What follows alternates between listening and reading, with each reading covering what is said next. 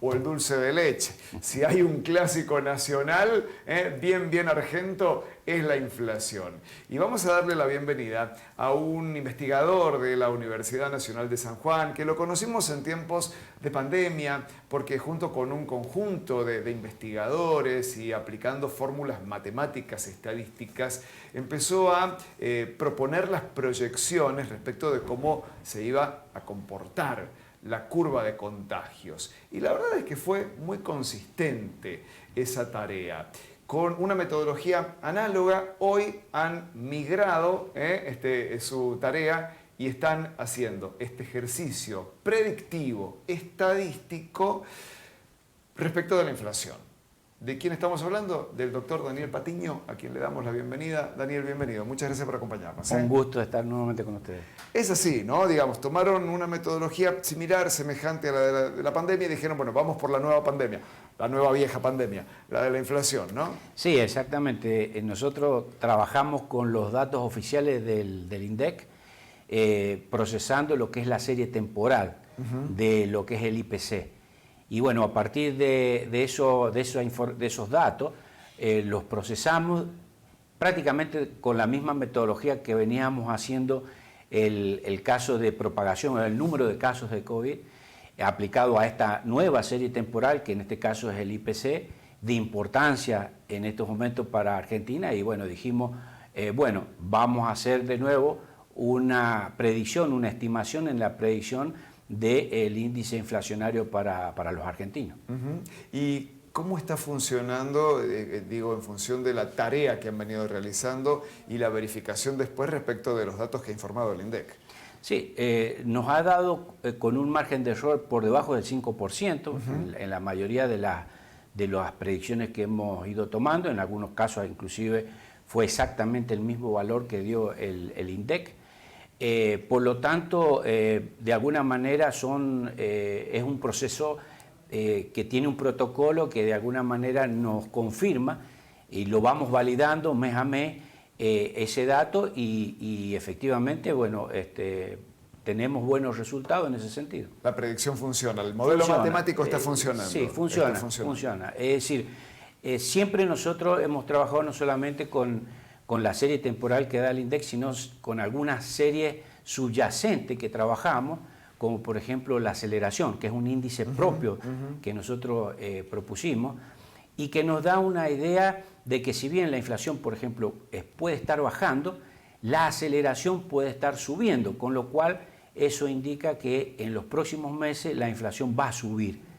Entonces es un índice muy indicativo de qué es lo que va a suceder en el corto plazo en el valor del IPC. Daniel, ¿podemos hablar, estamos ya en septiembre, ¿no? ¿Podemos hablar de aquí a diciembre o es muy aventurado? Bueno, las estadísticas nos están dando que tuvo un decrecimiento importante en la curva del IPC en este primer semestre y parte de este segundo semestre, pero ha llegado a valores donde la aceleración, por ejemplo, en estos momentos está subiendo, un poquito, pero no significativamente, lo cual ha hecho que ese valor se estanque, es decir, venía bajando en un 10 o un 15% el IPC respecto del mes anterior y eso se ha estancado, por ejemplo, en el último caso en un 2,5%. Entonces, eso nos está indicando de que probablemente la serie, si nosotros tenemos mayor error mientras el horizonte de predicción es mayor, pero nos está dando que para diciembre-enero podríamos llegar a perforar el 2%. Obviamente con este cambio nuevo de metodología del INDEC, que yo creo que están apuntando más a tener una mayor precisión, porque justamente cuando uno tiene inflaciones del orden del 5, del 10, del 15, del 25%, los errores estadísticos prácticamente no son importantes significativamente en función de ese número. Ahora, cuando tenemos valores de inflación del orden del 3%, del 4%, del 2% o del 1%, es importante allí la precisión de cómo van a tomar o cómo van a hacer el muestreo para poder determinar el IPC. Entonces, estamos hablando de un índice de aceleración que ustedes han detectado se ha incrementado, pero aún así una inflación a la baja. ¿Cómo se combina una cosa con la otra? Claro, teníamos un valor de la inflación que bajaba significativamente. Sí. La aceleración bajaba también, bajó el umbral que nosotros decimos que podemos decir que la inflación está controlada, es decir, está por debajo de ese umbral en la aceleración, pero hemos notado en estos últimos 3 meses que esa aceleración se desaceleró y lo hemos visto en este pequeño decremento que ha habido en el IPC de estos últimos meses. Sí. Y probablemente este mes, nosotros estamos haciendo la predicción de este mes en 3.9, con respecto a 4 es muy bajo lo que baja en principio para nuestro indicador. A ustedes agosto les da 3,9. Nos da 3,9 y con una aceleración o desacelerando, es decir que en este caso que probablemente vaya a oscilar o se vaya a sostener en ese valor en los próximos meses. O bien, si realmente se encuentra un punto de equilibrio en el valor de los precios, es decir, fuera de lo que es la especulación y que realmente vaya a un punto de equilibrio de acuerdo a la demanda y la oferta, es probable que continúe bajando muy decreciente, digamos muy poco, pero que pueda sobre enero o sobre diciembre llegar a menos del 2%. A menos del 2%. ¿Qué es el objetivo del gobierno? Hay que decirlo, implícito en este crawling peg de la devaluación mensual del 2%, digamos. Ese ha sido la hoja de ruta y es uno de los grandes desafíos del gobierno de Milei, ¿no? Que la inflación se acomode a esa proyección. Ustedes sostienen que allá por diciembre, enero puede finalmente suceder. Puede suceder en la medida, porque ¿qué ha sucedido en este primer semestre y parte de lo que va este segundo semestre? Es que no solamente no se ha emitido, sino que también han reducido el déficit fiscal, es decir, atacando fundamentalmente las causas y no los efectos de, en general, lo que es la inflación, pero además este periodo ha servido también para reacomodación de los precios, de los verdaderos valores de los precios, porque todavía nosotros tenemos esa cultura de vivir con la inflación y por lo tanto los comerciantes y los productores siempre han especulado con este tema de la inflación y por lo tanto no se ha obtenido un punto de equilibrio realmente real del valor de todos los precios. Algunos precios sí lo han tomado, pero hay otros que todavía no, y hay otros que todavía se están reacomodando, como por ejemplo las tarifas, que todavía no llega, parece, a un punto de equilibrio en donde no tiene que por qué o ninguna consecuencia hacer que suban y sí que bajen en algunos casos. Bueno, eso probablemente lo vamos a lograr en este periodo de año y sí el año que viene realmente ese yo creo que va a ser el gran desafío porque allí se va a ver realmente los valores reales de inflación, es decir, donde ya no hay especulación por parte de los empresarios, del comercio, de los productores, etcétera, y en donde vamos a una economía en donde realmente se pueda manejar allí entre la oferta y la demanda.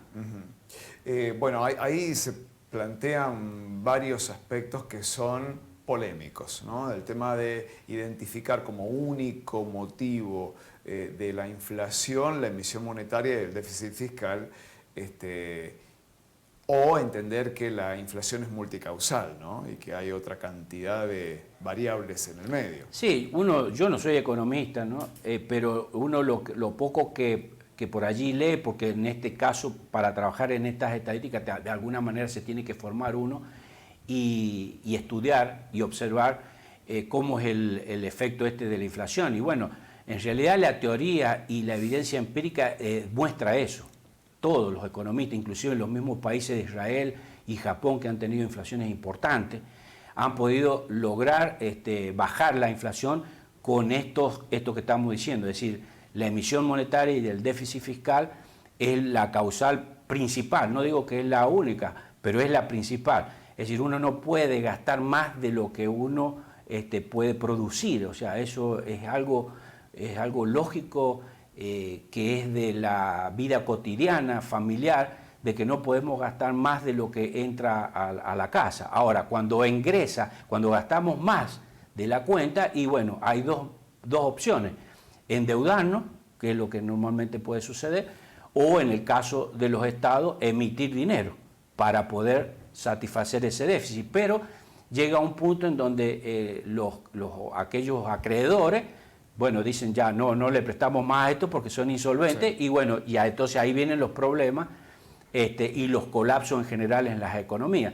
Pero esto que estamos diciendo en realidad lo dicen todos los economistas, los premios Nobel, o sea, prácticamente no hay duda de que las causales principales, la raíz principal de la inflación en cualquiera de los países es eso.